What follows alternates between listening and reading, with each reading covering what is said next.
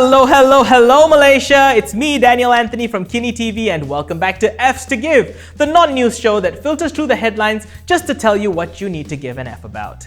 For the last couple of weeks, we've been unintentionally making a huge mess of this stereotype that we Asians are good at math, because we've been playing a massive numbers game here in Malaysia. Now, since I'm a journalist and not a math teacher, I'm going to spare you the technicals and try my level best to leave numbers out of this. No guarantees though.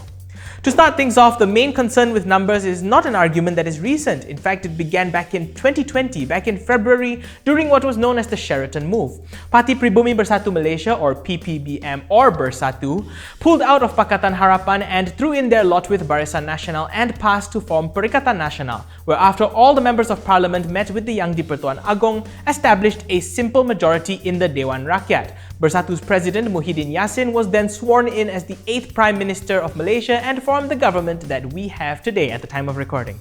So now, for those of you who aren't well versed with Malaysia's government, it has 3 branches just like most democracies: the executive, the legislative, and the judiciary. Today we're only going to talk about the legislative and the executive. I promise you, this is not a deep dive. It's just important that you know how that vote that you cast back in 2018 determined the future of Malaysia. Unless you voted in Langkawi, you would remember that Dr. Mahathir Mohamad's name was not on your ballot paper. Yet, he became our 7th Prime Minister after Pakatan Harapan won the last election. And no, it was not Langkawi that could make that decision. Instead, it was Pakatan Harapan who nominated him as their candidate for the Prime Minister. In the general elections, we vote on who we want to represent the area we live in. This is what's called a constituency. In most cases, you would have 2 votes, one for the state, one for the country. We'll focus on that vote for the country. There are 222 constituencies in Malaysia as of today, each with 1 representative. The party or coalition that controls 50% plus 1 of these constituencies, also known as seats since they are each given a seat, like literal seat in the Dewan Rakyat. Don't ask me why they're not called chairs, I honestly don't know. Now, where were we? Right, simple majority, those that control 50% plus 1 of the seats in the Dewan Rakyat will form the executive government. Now, Perikatan Nasional's secret sauce comes from UMNO, the party in PN who has the largest number of seats in the Dewan Rakyat. Now, that sounds simple enough. In fact, if it were a year ago today, then this video would simply end here, and that's until things got, well, complicated. Again, I'm not going to bring in all that complication into the fray just because, this is a non-news show after all. The big F to give here is knowing what happened to your vote in GE14. See, the Sheraton Move was catalyzed by rogue PKR members whom you may remember from Pakatan Harapan jumping ship to Bersatu and adding to their firepower.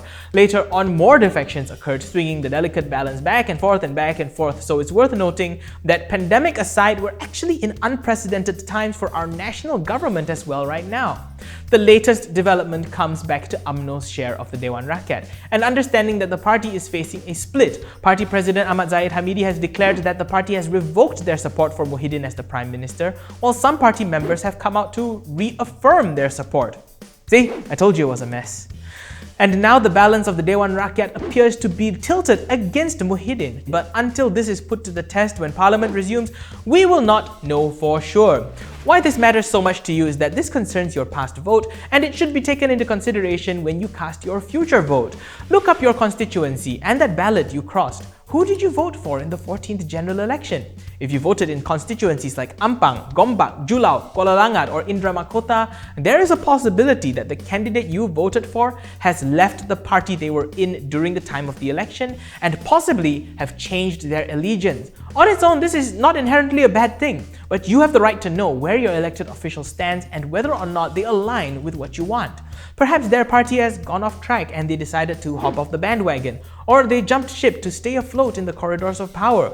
Now, this isn't a question of right or wrong, this is about you being an informed voter. I can go on and on about accountability and other boring stuff, but hey, if you have a problem with the government, your democratic chance to have a say in it comes once every 4 to 5 years during an election. So when you cast that vote, you want to make sure you do it right and you make it count. Those of you who are 18 years old this year, listen up. #Undi18 has been passed by Parliament, and while its implementation is postponed to next year, guess what? It is already August 2021. We're just 4 months away from next year. Time flies, doesn't it? If we don't see an election in the next few months, which we probably won't due to the insane COVID-19 infections and deaths daily, We could be looking at an election just as early as next year, where many more young voters can potentially take to the polls.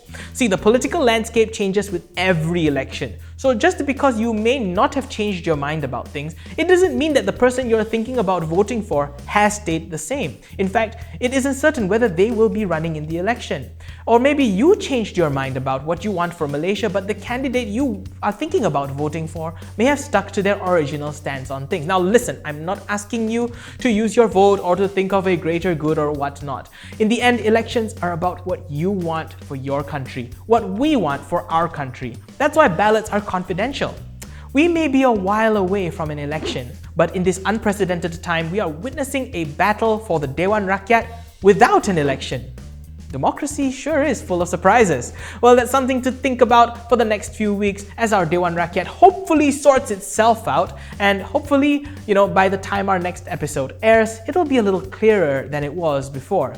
Do you have a prediction? Well, put it in the comments. I'd like to see what you think. Give Youthphoria a subscribe on YouTube, hit that like button, and share this video to your friends, especially those who may be casting their vote in the next election, their first vote in GE15.